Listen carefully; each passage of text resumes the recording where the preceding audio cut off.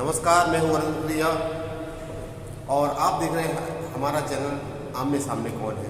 तो इस कड़ी में जो महान मेरे साथ खड़े हुए हैं ये किसी नाम के मोहताज नहीं है और ललितपुर से लेके बम्बई तक इन्होंने बहुत मेहनत की और एक अच्छा मुकाम पाया। जीटीवी पे आपने जोधा अकबर देखा होगा, भाई साहब के नाटक देखे होंगे, भाई साहब अनगिनत show, Star Plus, Zee TV, Sony, Colors, अब तो चैनल ही कम पड़ गए, मतलब कहने का अर्थ है। आज भाई साहब से मुलाकात हुई बड़ी मुश्किल में और 2 घंटे इंतजार करना पड़ा क्योंकि नाटक की एक रिहर्सल हो रही थी। उसके बाद भाई साहब फ्री हुई जैसे तैसे और भाई साहब ने हमें मिलती। तो भाई साहब से हम कुछ बात करते हैं। भाई साहब नमस्कार। तो भाई साहब ये बताइए कि आपको कितने समय हो गए मुंबई में?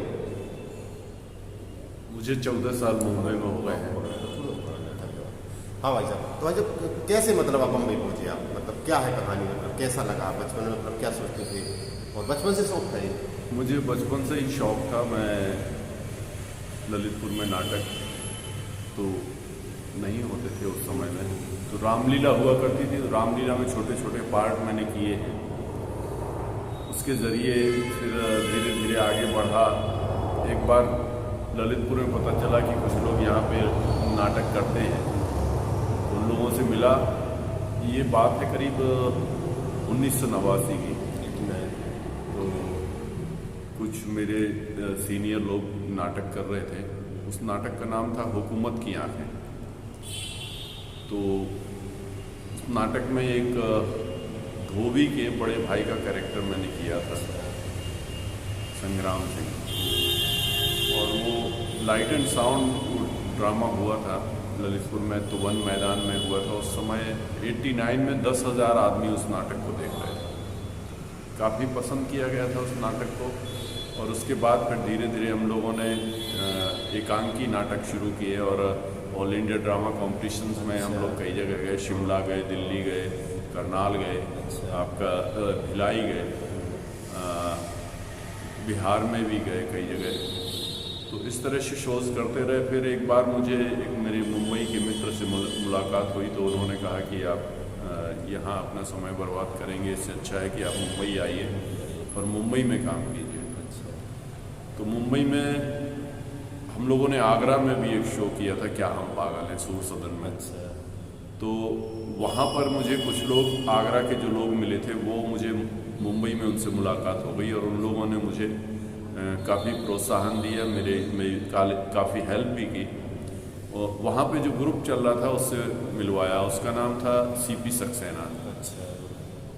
बदकिस्मती से आज वो लड़का हम लोगों के बीच नहीं है। लोकल ट्रेन से उस हादसा हो गया था, गिर के एक्सपायर हो गया था।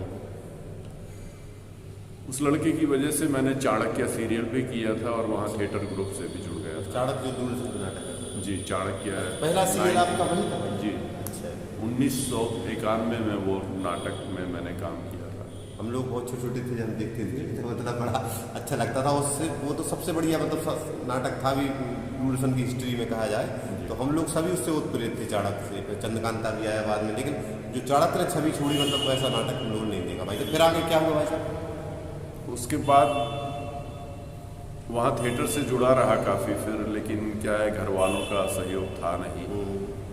हमारे ब्राह्मण परिवार में फिल्म लाइन को अच्छा नहीं माना जाता था, तो घर वालों ने साथ दिया नहीं। फाइनेंशियल स्थिति कुछ नाजुक हुई तो फिर मैं वापस घर चला आया। कुछ समय बाद फिर 4-5 साल बाद फिर मैं मुंबई गया। उस समय भी मेरे एक परिचित के हैं, यही ललितपुर के रहने वाले हैं, अपने राकेश साहू जी, जो आजकल एसोसिएट डायरेक्टर भी हैं, काफ़ी बड़े पद पर हैं। उन्होंने महाभारत सीरियल में श्री रामा का रोल भी किया था। तो उनके ज़रिए मैं एक डायरेक्टर राजीव अग्रवाल से मिला और उन्होंने मुझे ज़मीर सीरियल उनका चल रहा था तो उससे मुझे जोड़ा। उन्होंने वो राइटर भी थे, तो उनके साथ में मैंने राइटिंग वर्क भी किया। लेकिन पता नहीं क्यों उन्होंने मुझ में क्या देखा, तो बोले आपको तो एक्टर बनना चाहिए था, क्या आप ये राइटर वाइटर का काम कर रहे हैं, डायरेक्शन का कर रहे हैं। तो जो राकेश जी ने, उनसे मेरा परिचय। राकेश जी बोले भाई एक्टिंग की बात मत करना, क्योंकि हो सकता है कि वो नाराज़ हो जाए और आपको जो काम दे रहे हैं वो भी ना दे। तो मैंने उनसे एक्टिंग की बात नहीं की और उन्होंने मुझे अपने साथ रखा, काफ़ी प्रेम दिया। और उससे मुझे डायरेक्शन से भी काफ़ी कुछ सीखने को मिला। काम करता रहा, लेकिन मैं उस बीच में बीमार हो गया, तो मैं फिर से वापस आ गया। काफ़ी जद्दोजहद के बाद फिर मैंने सोच लिया था कि अब अपना ही इतना पैसा इकट्ठा करूंगा कि जिसकी वजह से मैं वहाँ पे एक आध साल रह सकूँ। अगर काम भी नहीं मिला तो मैं अपना खर्चा चला सकूँ। तो 2007 में फिर मैं मुंबई गया और पूरे लाव लश्कर के साथ, अपने पूरे हथियारों के साथ गया। आर्थिक स्थिति में जी। तो मेरे एक मित्र हैं, उन्होंने अचानक उनको, वो एक एक्टर थे, तो उन्होंने कहा कि शुभ भाई तुम मायका सीरियल है एक, उसमें 2-3 दिन का काम है, क्या आप करोगे? मैं तो फ्री हूँ नहीं, मैं नहीं कर पाऊँगा, तो तुम करोगे? मैंने कहा हाँ जरूर करूँगा। तो उन्होंने अपनी जगह मुझे भेज दिया। गुलशन पांडे जो कि क्राइम पेट्रोल में सफ़ेद बाल रहते हैं, वो एसपी के रोल करते रहते हैं, उन्होंने मुझे वो रोल दिलाया। और फिर उसके बाद मैंने पीछे मुड़कर नहीं देखा, मुझे काफ़ी काम मिलता रहा। हम लड़कियां, काशी, फुलवा, चित्तौड़ की रानी पद्मिनी, ये वो सीरियल है जिसमें मैंने थोड़ा बड़ा कैरेक्टर किया, थोड़ा अच्छा कैरेक्टर किया। फिर उसके बाद मेरा चित्तौड़ की रानी, ये अपना जोधा अकबर में काफ़ी अच्छा रोल मुझे मिला। और चूँकि वो किन्नर का रोल था, मन तो कहता था कि ना करूं, कोई और अच्छा रोल करूं, लेकिन चूँकि मेरा वहाँ पे कोई गॉडफादर तो था नहीं, तो मैंने कहा कि भाई एक अभिनय दिखाने का मौका है और इसको अगर मैंने हाथ से जाने दिया तो शायद कभी कुछ ना मिले।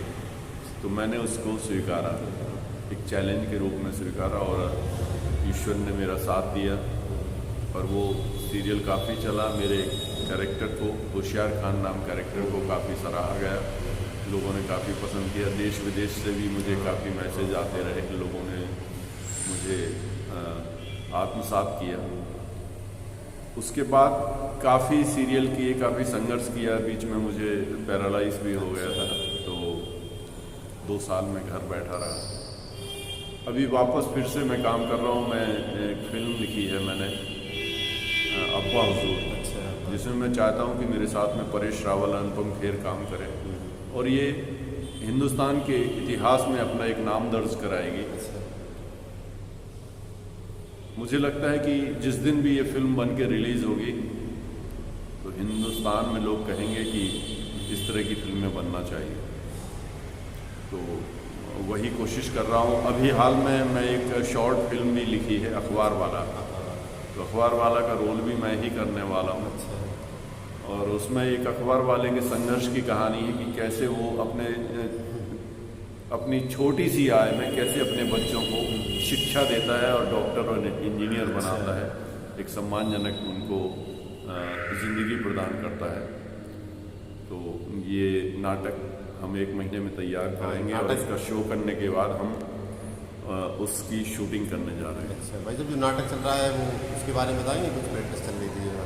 ये काफ़ी साल, तकरीबन 40 साल पुराना लिखा हुआ नाटक है। ये पंजाब के राइटर मोहन राकेश जी थे, उनका लिखा हुआ ये नाटक है, और ये हिंदुस्तान में बहुत फेमस हुआ है।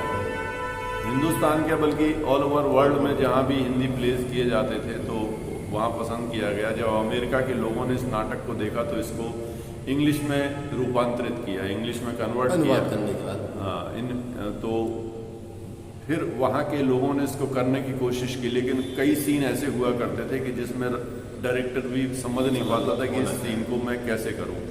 तो बार बार चिट्ठियाँ लिख के मोहन राकेश जी से पूछा करते थे कि इस सीन को हम कैसे करें, क्या करें। तो मेरी अपनी नज़र में ये हिंदुस्तान का टॉप मोस्ट नाटक है, और मैं चाहता हूँ कि जो लोग भी नाटक के प्रेमी हैं, अगर उन्होंने इस नाटक को नहीं देखा है तो ज़रूर देखें। इससे उनको काफ़ी कुछ सीखने को मिलेगा। ये शुद्ध साहित्यिक नाटक है। अच्छा भाई साहब, नरेंद्र की बहुत लड़कियाँ हैं जिन्हें आप मतलब जो करना चाहते हैं काम, या मतलब आपसे इम्प्रेस है, या आपके मतलब फैन फॉलोइंग बोलते हैं आजकल उसमें कई लोग आपके मतलब संपर्क में है या करना चाहते हैं, वो भी आ सकते हैं, मतलब जो पोस्ट करें, मतलब आपने। मैं निःशुल्क निःशुल्क आप कर रहा हूँ। मुंबई में अगर मैं एक दिन भी मुंबई छोड़ता हूँ और एक दिन का भी काम छोड़ता हूँ तो आप ये समझ लीजिए 8 से 10 हज़ार रुपये का मैं नुकसान करता हूँ। और यहाँ एक महीने का मतलब है मैं बहुत ही कम अगर मुझे मुंबई में काम मिले तो मैं 1 लाख रुपए का नुकसान करता हूँ। लेकिन मेरे दिल में एक इच्छा थी कि मेरे बाद मेरे शहर का कोई तो आदमी ऐसा हो जो शहर का नाम रोशन करे, हमारी प्रतिभाओं को आगे बढ़ाए। तो मैंने यही सोचकर यहाँ के लोगों को शिक्षित करने की कोशिश की है। जो भी इस क्षेत्र में आगे बढ़ना चाहते हैं उनके लिए मेरा पूरा सहयोग रहेगा और मुझसे जो भी बनेगा मैं उनको सिखाऊंगा, उनको उनके मुकाम तक लेके जाऊंगा। तो भाई साहब से हमने उनके बारे में जाना। भाई साहब से पूछते हैं भाई साहब आगामी प्रोजेक्ट कौन कौन से और मतलब ललितपुर के लिए और क्या मतलब आपने विचार है यहाँ के लोगों के लिए और क्या क्या मतलब आप करना यही नाटक की तैयारी करके मैं इसके कई शोज़ करना चाहता हूँ दूसरे शहरों में, बड़े शहरों में, और मुंबई में भी मैं यहीं के कलाकारों को लेके शो करूँगा और वहाँ पे बड़े बड़े डायरेक्टर्स को बुलाऊँगा, प्रोड्यूसर्स को बुलाऊँगा ताकि वो हमारे प्रतिभा को समझें और उनको काम दें। तो ये थी छोटी सी मुलाकात। भाई साहब की जब भी नाटक बनेगा हम आपको जरूर इस पर दिखाएंगे। कोशिश यही करेंगे कि ललितपुर के जितने अधिक से अधिक लोग, और भाई साहब हमारे दर्शकों से आप निवेदन भी कर दीजिए मेरे चैनल के लिए, तो आप बात आपके फैन भी सुनेंगे। आप लोगों से मेरा निवेदन है कि हमारे अरविंद जी का ये चैनल सब्सक्राइब करें और इसको आगे बढ़ाएं, अपने दोस्तों को भी इसको भेजें आगे सब्सक्राइब करने के लिए, ताकि आप लोग इसी तरह की अच्छी अच्छी बातें इनके माध्यम से जानें और खुद का भी प्रगति के पथ पर खुद को भी अग्रसर करें। और हमारे अरविंद जी को भी, मुखर्जी जी बहुत ही समाज सेवी हैं और इनका साथ जरूर दीजिएगा। Thank you. धन्यवाद भाई साहब।